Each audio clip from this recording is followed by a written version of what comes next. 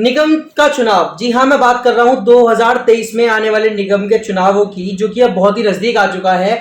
भाजपा की बात करें तो लगातार सरगर्मियां बढ़ती चली जा रही हैं, क्योंकि दावेदार एक एक करके अपनी बात रखते नजर आ रहे हैं। कहीं ना कहीं अपने मीडिया में दिए गए बयानों से ये देते नजर आ रहे हैं कि वो प्रबल दावेदारी कर रहे हैं। ऐसे में जो मौजूदा मेयर हैं उषा चौधरी आज हमारे बीच में मौजूद है, क्योंकि आजकल मीडिया से कहीं दूरी बनाती भी वो नजर आ रही हैं। उनसे हम जानेंगे कि आखिर क्या है कारण। सबसे पहले तो स्वागत है आपका सुरागीलाल न्यूज चैनल में।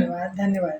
मैं जानना चाहूंगा, जिस तरीके से आप देख पा रहे हो कि इस समय लगातार जो है हर जो दावेदार है वो अपनी प्रबल दावेदारी पेश करते नजर आ रहे हैं, मीडिया के माध्यम से या अन्य माध्यमों से।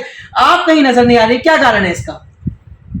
देखिए, ये लोकतंत्र है और लोकतंत्र में अपनी बात को कहने का सबको अधिकार है, और जो इच्छा रखते हैं उनको भी अपनी भावनाओं को व्यक्त करने का अधिकार है।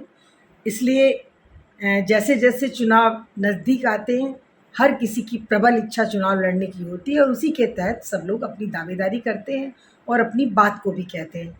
जहाँ तक आपने मुझसे जो प्रश्न पूछा है, उसका उत्तर मैं ये कहूँगी कि मैं मीडिया से दूरी का जहाँ तक प्रश्न है,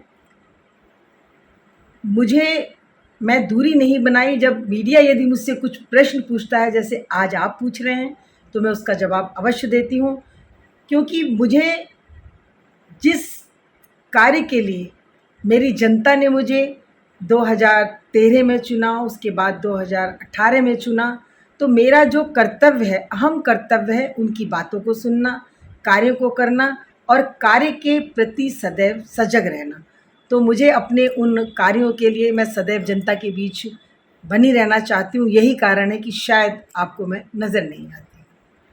ये बात भी आपने बड़ी खूब कही, लेकिन कहीं ना कहीं प्रबल दावेदारी जिस तरीके से पेश लगातार भाजपा में जो कार्यकर्ता हैं, वरिष्ठ भाजपाई हैं, वो कर रहे हैं, तो उसके बाद क्या लगता है आपको, किस तरीके से आप अपनी जो है दावेदारी पेश करेंगी?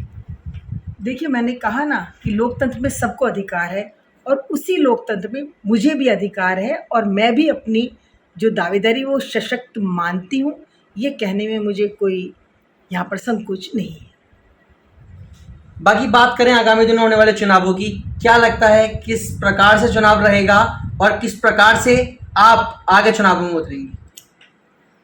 देखिए, मुझे अपनी पार्टी पर पूर्णतया भरोसा है कि वो जो भी चयन करेंगी, और जहाँ तक मेरा उतरने का सवाल है, तो जिस तरह सदैव की तरह मैं जनता के बीच रही हूँ, आज भी जनता के बीच हूँ, आगे भी उसी जनता के बीच में रहूँगी, जिन्होंने मुझे अब से नहीं बल्कि 3 बार चुनाव जिताकर मुझे अपनी सेवा का मौका दिया है।